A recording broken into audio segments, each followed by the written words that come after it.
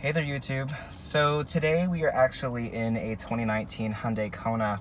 I had to take my car in actually to the dealership, not for anything wrong. An engineer from Hyundai is going to actually take a look at it to make sure that everything was fixed properly due to the fact that I did try to lemon law the car in the past. So ultimately now we are in the process of getting everything settled, and ultimately I'm going to be keeping the car. I can't really discuss too many details because of legal issues, but basically you're going to be seeing the car on the channel more often.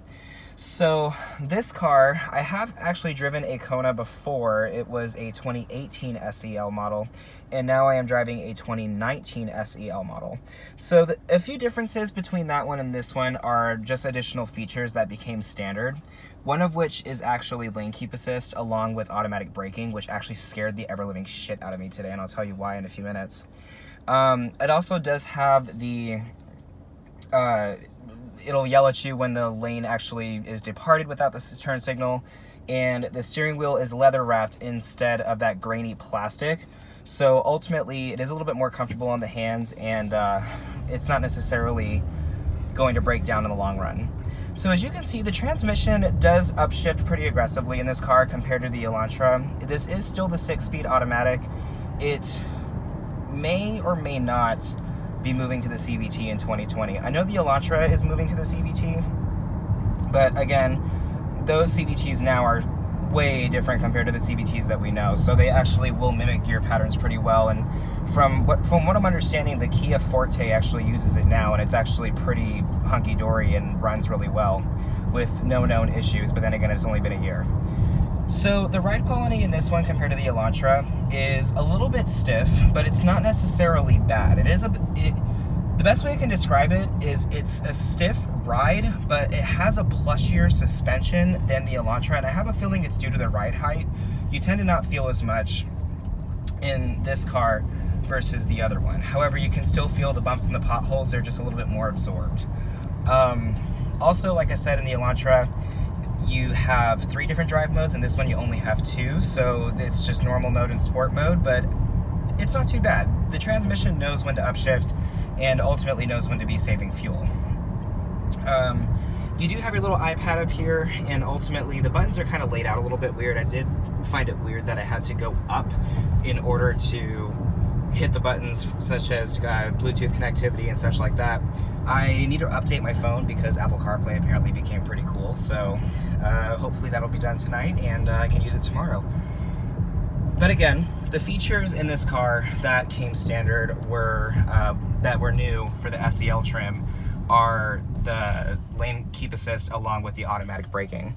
So the lane keep assist, I find it to kind of fight me. The reason why is because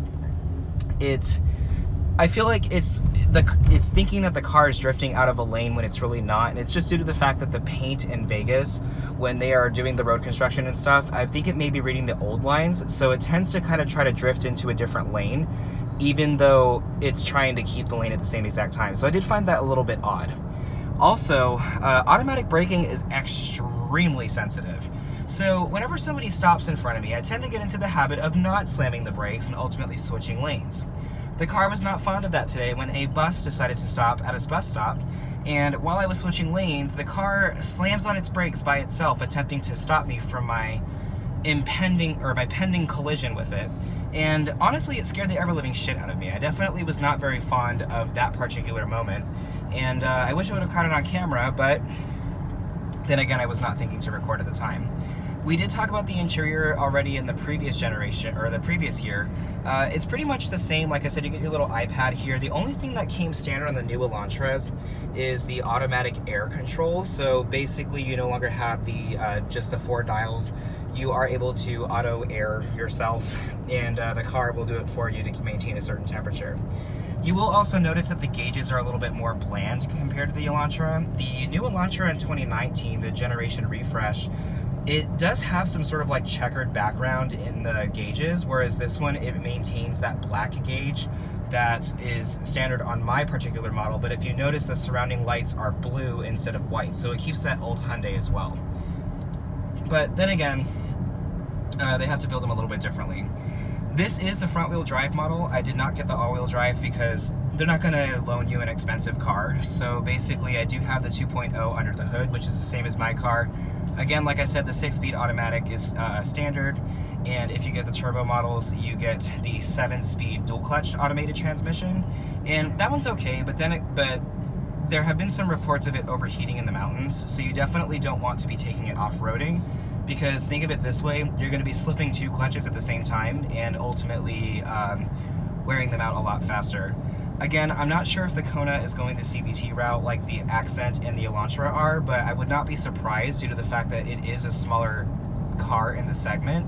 So, and Hyundai actually has been having good luck with these due to the fact that it is bringing the acceleration up along with saving a little bit more fuel.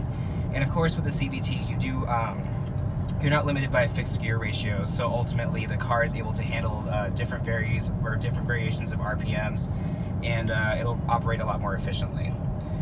So with that, that's basically all I have to say about this Kona. It's very similar to the previous one that I had on the channel before. So if you're looking for an interior review, the interior is almost the exact same, despite just the new features such as the lane keep assist buttons and stuff, and you will find those actually down here. But due to the fact that the interior is black, I am actually unable to really give you a good idea of what it looks like. However, Google is a thing. So if you would like to use Google, definitely would help you out in terms of interior quality. Not a bad interior. This is actually a really good college kid car. Not too fast for one, so you concerned parents will be appreciative of that. And ultimately, the interior, although it's made of cheap materials, it's not feeling cheap, if that makes sense. It definitely feels like a car maybe a little bit above its class, although the interior is still made of plastic and such, so just be aware of that. Back seat room, you will have to compromise a little bit. It is not necessarily the best in terms of leg room. However, your bigger passengers should be in the front in the first place, because if you're sitting 7 feet tall, I would not want to be sitting in the back as well. But otherwise, guys, that's basically it. A very youthful car, so keep that in mind. Definitely, I mean, you older folks can definitely go for a Kona as well, but I definitely think this is a good car to have actually when you're young, because despite it being slow, it's actually very fun to drive. So should there be any questions, by all means, go ahead and leave a comment, and we will go from there. Have a good one.